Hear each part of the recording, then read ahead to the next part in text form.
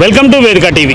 గత 10 సంవత్సరాల కాలంలో కేసీఆర్ ప్రభుత్వం చేసిన అన్యాయాలు, అలాగే ఈ ప్రస్తుతం చూసుకున్నట్టయితే ఈ కార్ రేస్ కానీ వాళ్ళ దౌర్జన్యాలు, వాళ్ళ లక్షల కోట్ల కుంభకోణాలు బయటపడి అని చెప్పేసి ఉద్యమకారులు అలాగే ఉద్యమ కళాకారులు కూడా ఇక్కడ అంబేద్కర్ గారికి అయితే వినతిపత్రిక ఇవ్వడానికి వచ్చారు. ప్రస్తుతం అన్న కేసీఆర్ ప్రభుత్వం మీద ఎందుకు ఇట్లా మాట్లాడుతుంది? కేసీఆర్ ప్రభుత్వం మీద ఎందుకు మాట్లాడుతున్నామంటే, నా వల్లనే తెలంగాణ వచ్చింది, నా ఆమరణ నిరాహార దీక్ష వల్లనే తెలంగాణ వచ్చిందని మాట్లాడుతున్నారు. కాబట్టి దాని వెనకాల చాలా పెద్ద కుట్రలు ఉన్నాయి. తెలంగాణ రాష్ట్ర సాధన కోసం ఎంతోమంది రక్తపు ఏరులు పారి అమరులైనటువంటి ఎంతోమంది అమరుల త్యాగాల వల్ల ఈరోజు తెలంగాణ సాధించుకున్నాం. తెలంగాణ వస్తే బంగారు బతుకులు, బంగారు తెలంగాణ అన్నాడు. కానీ బతుకులని బాజట్ల పడిపోయినాయి. ఉద్యమకారులని, ఉద్యమ కళాకారులని ఏనాడు కూడా ఊసెత్తినటువంటి ఒక మాయక్కిలాడి అయినటువంటి గత ప్రభుత్వాన్ని మేము ఈ విధంగా ఎందుకు అడుగుతున్నామంటే కారణం అదే ఒకటే కారణం. తెలంగాణ రాష్ట్రం వస్తే ఉద్యమకారులు కొంతమంది కళాకారులకే, వాళ్ళ జెండాలు మోసే కళాకారులకే ఉద్యోగాలు ఇచ్చారు. నిజమైన ఉద్యమకారులు, కళాకారులు ఇవాళ రోడ్ల మీద లేబర్ పనికి పోతూ ఉన్నారు, మోరి పనికి పోతూ ఉన్నారు. మరి వీళ్ళకు కనిపించలేదా 10 ఏళ్ళ నుంచి వెళ్ళి? అంటే కేవలం వాళ్ళ జెండా ఎత్తిన వాళ్ళే తెలంగాణ అని చెప్పినందువలన వాళ్ళు చేసినటువంటి కుంభకోణాలు చాలా ఉన్నాయి.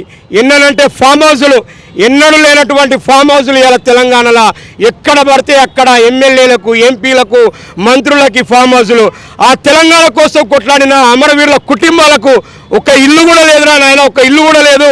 కనీసం ఇల్లు ఇవ్వమంటే ఇల్లు ఇవ్వలేదు, పెన్షన్ ఇవ్వలేదు, ఉద్యోగం ఇవ్వలేదు. కాబట్టి ఈరోజు లేవనెత్తి పడుతూ ఉన్నాం. అంటే గతంలో చూసుకున్నట్టయితే కేసీఆర్ ఉన్నప్పుడు ఆ ప్రభుత్వం ఏర్పాటు కాగానే దళితుడిని ముఖ్యమంత్రి చేస్తా అని చెప్పి అప్పుడు మాట తప్పారు.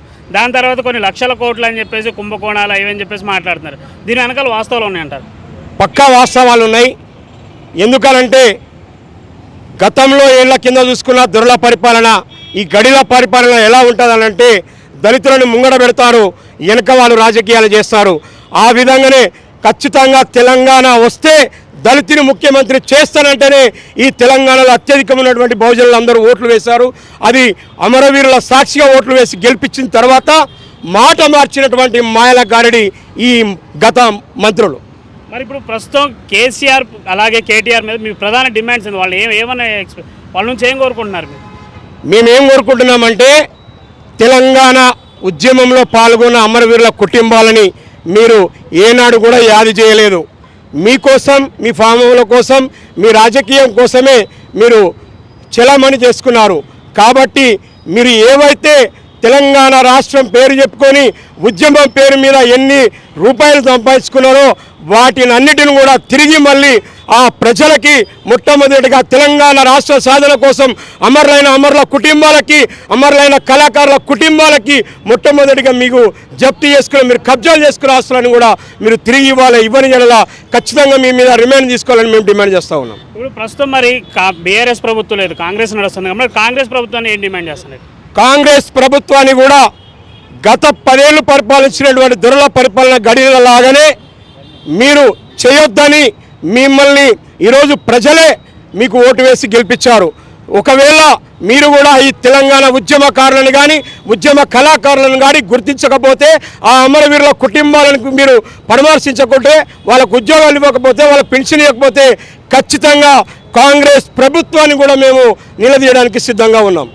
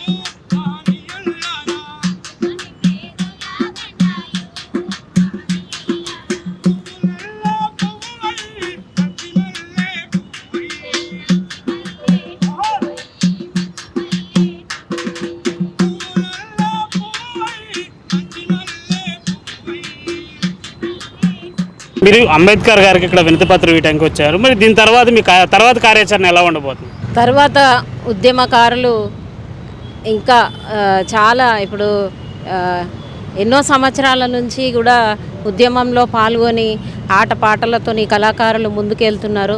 కానీ ఈరోజు ఆ గత ప్రభుత్వము గుర్తించలేదు. కనీసం ఈ ప్రభుత్వమైన మమ్మల్ని గుర్తించి మమ్మల్ని ముందుకు తీసుకెళ్ళి వాళ్ళు మమ్మల్ని ఆదరిస్తే అది ఆదరించాలని కోరుకుంటున్నాను. ఉద్యమకారుల కళాకారుల హక్కులని వెంటనే ప్రభుత్వం ఉద్యమ కళాకారుల హక్కులని వెంటనే ఉద్యమకారుల కళాకారుల హక్కులని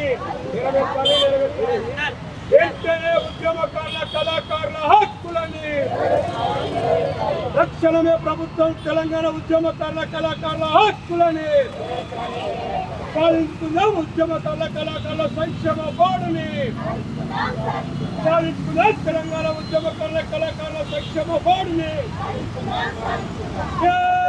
తెలంగాణ జోహార్ తెలంగాణ అమరవీరులకి కొనసాగిద్దాం. అమరవీరుల ఆశయాలని సాధించుకుందాం. తెలంగాణ ఉద్యమకారుల కళాకారుల సంక్షేమ బోర్డుని. తెలంగాణ ఉద్యమకారుల జేఏసీ తరఫున డాక్టర్ బిఆర్ అంబేద్కర్ గారి యొక్క స్టాచ్యూ ట్యాంక్ బండ్ వద్ద నిరసన తెలియజేస్తున్నాము జేఏసీ తరఫున. ఎందుకంటే వాస్తవంగా గత 10 సంవత్సరాలలో కూడా ఉద్యమకారుల గురించి కానీ అమరవీరుల కుటుంబాల గురించి కానీ ఏనాడు కూడా ప్రభుత్వం పట్టించుకున్నటువంటి ఒక పాపాన పోలేదు. ఎంతసేపు కూడా ఇతర పార్టీల నుండి వచ్చేటువంటి యొక్క వారిని మాత్రమే పార్టీలో చేర్చుకొని ఒక కుటుంబ పాలన, ఒక దొరల పాలన, ఒక గడీల పాలన చేయడం జరిగింది. గడీల పాలనతో పాటు శాండ్ మాఫియా, ల్యాండ్ మాఫియా, ఇసుక మాఫియా, మరి యొక్క బియ్యం మాఫియా, అట్లానే car race mafia, Kaleshwaram mafia, మరి కోల్ మాఫియా, మరి అనేక రకాలుగా ఇట్లాంటి అనేక కుంభకోణాలలో ఇరుక్కున్నటువంటి యొక్క వీళ్ళు ఈ రోజున కేటీఆర్ కావచ్చు కాక, హరీష్ కావచ్చు కాక పెద్ద పెద్ద మాటలు మాట్లాడుతూ ఉన్నారు. మరి ఈ రోజున వాళ్ళ యొక్క మరి గురువింద గింజ తన యొక్క నలుపు తెలవదన్నట్టుగా వాళ్ళు మరి అనేక కుంభకోణాలలో పాల్పడి లక్షల కోట్ల రూపాయలు వెనకేసుకొచ్చి ఈ రోజున ప్రభుత్వాలని మరి చేయించడం జరుగుతుంది. మేమేమంటున్నామంటే తెలంగాణ ఉద్యమకారుల జేఏసీ తరఫున ఈ యొక్క ఏదైతే కుంభకోణాలు వీళ్ళు చేశారో గత 10 ఏళ్లలో ఇవన్నిటిని కూడా వీటన్నిటి మీద కూడా న్యాయ విచారణ వెంటనే జరిపించాలి.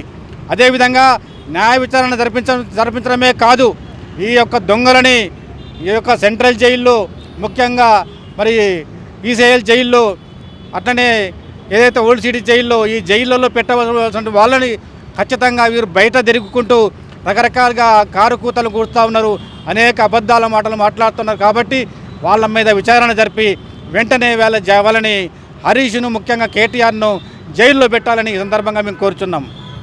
జై తెలంగాణ, జోహార్ అమరవీరులకు,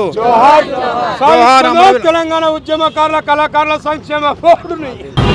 ఏదైతే మనం అందరం కూడా తెలంగాణ ఉద్యమకారుల సమితి, అదే విధంగా తెలంగాణ ఉద్యమ కళాకారుల వేదిక ఆధ్వర్యంలో tank bund doctor Babasaheb BR Ambedkar గారికి వినతి పత్రం ఇవ్వడానికి వచ్చినాం. ఏదైతే బీఆర్ఎస్ పార్టీ అవినీతి పరణం, అదేవిధంగా లంచగొడితనాలు అన్నీ బయటపడ్డాయి, భారీ ఎత్తున అవినీతి బయటపడ్డాయి. ఇంకా వాళ్ళను కేటీఆర్ను, హరీష్ రావును ఇంకా జైలుకు పంపకుండా ఇంకా ఎందుకు ప్రభుత్వం సాత్సారం చేస్తుంది అనేది మేము ఇక్కడ అందరం కూడా కలిసి నిరసన కార్యక్రమం తెలుపుతా ఉన్నాం. ఇమీడియట్గా వాళ్ళిద్దరిని జైలుకు పంపి ఇంకా మిగతా అవినీతి పరులను కూడా వాళ్ళని కూడా జైలుకు పంపాలని కోరుకుంటూ నాకు ఇచ్చిన ఈ సమయానికి ధన్యవాదాలు. సరే, ఈ వినతి పత్రం తర్వాత కార్యాచరణ ఎలా ఉండబోతుంది? రాష్ట్ర ప్రభుత్వం మీద ఎలాంటి ఒత్తిడి తీసుకురాబోతుంది?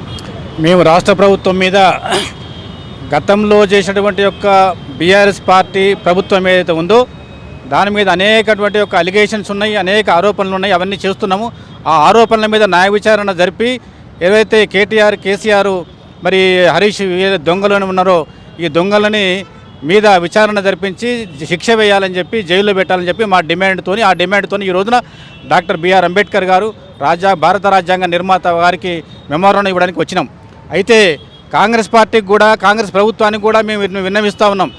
ఏమని అంటే అమరుల కుటుంబాల సమస్యలు, ఉద్యమకారుల సమస్యలు, ఉద్యమ కళాకారుల సమస్యలు చాలా ఇంకా అట్లనే ఉన్నవి.